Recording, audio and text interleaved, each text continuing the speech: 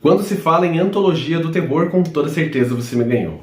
Antologias são essas histórias curtinhas, que não tem muita interferência entre uma e outra, e que a gente consegue ver tranquilinho, naquele momento de pausa do nosso dia a dia, ou no nosso final de noite, sem precisar estender demais. Eis que chega então essa série do Jojo Anwar, que é um diretor que eu não conhecia a obra, por mais que tenha alguns filmes de muita relevância, principalmente para quem curte terror, e prometo que eu vou buscar um pouco mais. Mas será que essa série valeu a pena? Ou será que a Netflix mais uma vez cometeu um grande erro, como diversas outras antologias que acabaram chegando e não acabaram agradando tanto assim?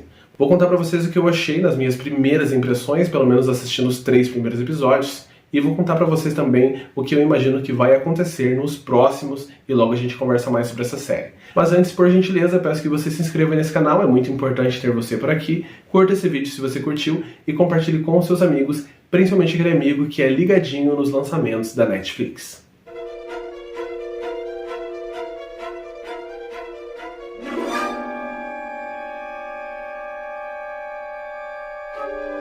Tudo bem, pessoal? Meu nome é Diego Ferraz, sejam muito bem-vindos ao canal Cripteca e bem-vindos à crítica dessa série chamada Pesadelos e Devaneios do Jojo Anwar. Jojo Anwar é o diretor dessa série como um todo e um diretor indiano que tem grande relevância lá fora, tem vários trabalhos e várias premiações.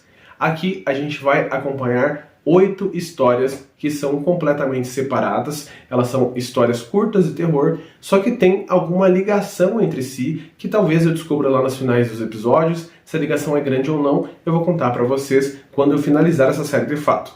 Mas aqui nós temos os 3 primeiros episódios, e eu vou contar um pouquinho sobre as minhas impressões sobre esses especificamente. O primeiro episódio fala sobre um asilo, onde a gente acompanha um cara que está num dilema moral gigantesco. Afinal, sua mãe está com demência e está meio que sendo um risco para sua própria família, e ele está pensando em deixá-la em um asilo, por mais que isso acabe sendo meio pesado para ele, inclusive para sua esposa, que tenta direcioná-lo para outras ideias a todo momento.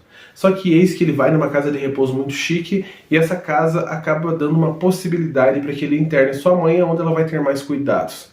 Eis que ele decide aceitar, depois de um episódio muito fatídico, e deixa essa senhora lá, por mais que ele tenha encontrado outras pessoas que acabam dizendo a ele que aquele lugar não é exatamente o que parece. Como estamos em uma história de terror, de fato não é o que parece.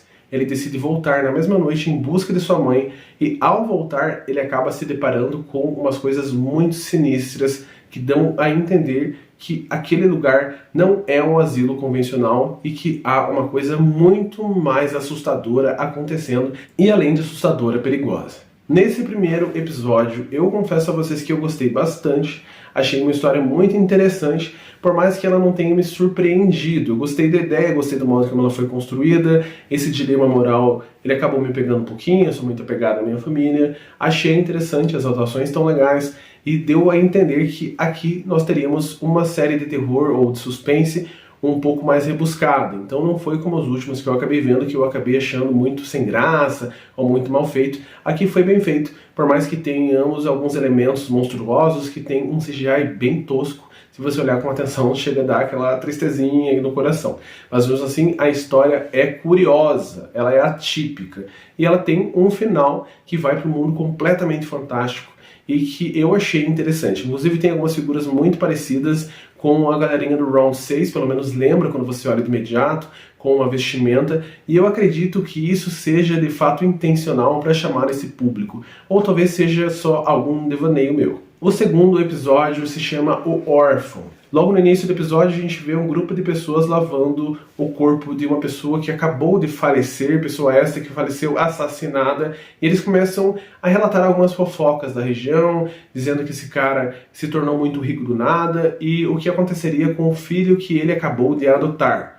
E esses caras dão a entender que a adoção que fez com que esse cara fosse assassinado, como se essa criança fosse maldita.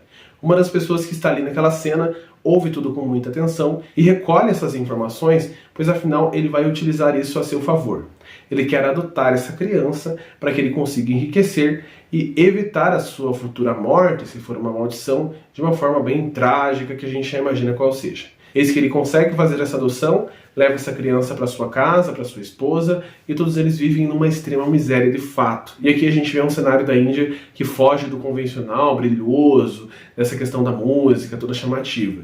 De fato, é a desigualdade social daquele lugar, que inclusive já apareceu no Homem e o Macaco, só que aqui é mostrado de forma bem dura mesmo, bem pesada. E a gente vê o quanto aquela família sofre, a gente tem esse apego pelos personagens, e tem essa questão do será que essa criança é mágica ou não, e a gente acaba percebendo que, conforme ele vai ficando ali, alguns objetos de valor começam a aparecer quando ele se sente feliz. E pela lenda, essa criança ficaria 7 dias com essa família após supostamente causar uma grande tragédia. Então a gente vai acompanhar aqui na história a questão da ganância do homem, a questão da moral, dessa relação entre a família, será que vale a pena ir até as consequências finais pelo dinheiro, até que ponto você deixa para trás sua família e tudo aquilo que você quer pelas coisas que você quer conquistar. E eu achei uma história interessante, aqui é o que mais parece uma moral do Édipo aqui, mas só que para mim ele não chegou a me conquistar de fato, por mais que eu tenha sentido esse apego pelos personagens e achado interessante. E inclusive esse episódio é o que menos pega na questão da magia. Aqui a gente vai um pouco mais no pé no chão, não é por isso que eu não gostei da história, mas é mesmo pela sua conclusão, que é uma conclusão que eu achei, confesso, muito painha, assim, muito sem graça. Então, por esse segundo episódio, ele não abrilhantou essa série, por mais que ele seja também bem feito. É uma série mais madura. E no terceiro episódio, chamado Poesia e Dor, a gente vai conhecer uma moça que é uma escritora.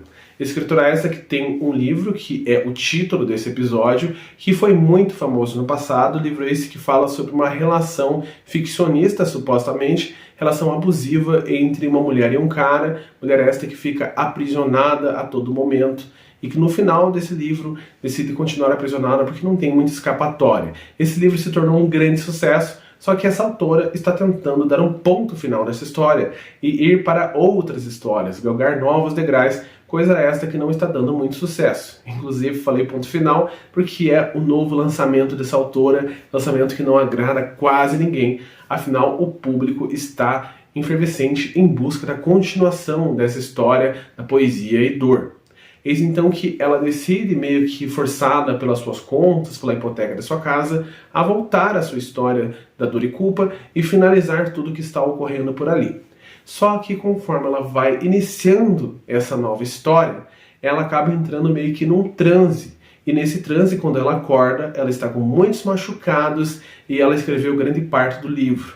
E ela começa a perceber então que as coisas que ocorrem nesse transe em que ela escreve acabam acontecendo com ela fisicamente também. Será que ela está escrevendo uma história que é real de fato? Ou será que esse personagem ficcional está tentando sair para fora e viver uma vida real? Não vou contar para vocês, mas aqui nós temos um episódio muito legal, muito bem atuado, que tem uma atenção e principalmente que abre para uma coisa que eu achei muito legal, que é a conversa de que, com toda certeza, as histórias vão estar interligadas e eu estou muito curioso pela forma como o Jojo vai costurar tudo que foi criado aqui. Eu gostei demais, inclusive foi o meu episódio favorito, e foi o que fez com que eu ficasse muito curioso pela continuação, o que vai acontecer. Então, caso você ainda não tenha assistido essa série, assista, dê um pouquinho mais atenção para esse terceiro episódio, e me conta de fato se desses 3 foi esse que você mais gostou, e se você está curioso para essa questão dos elementos que vão se conectar. Caso você tenha assistido essa série inteira, seja mais rápido do que eu, não me dá spoiler, que com toda certeza, no máximo até sexta-feira, eu vou ter mais um vídeo aqui comentando essa crítica inteira, assim espero eu. Então finalizo agradecendo cada segundo de vocês por aqui, e caso vocês tenham dicas de outras séries além dessas, também fiquem muito confortáveis para escrever aí embaixo, afinal eu adoro essas histórias curiosas.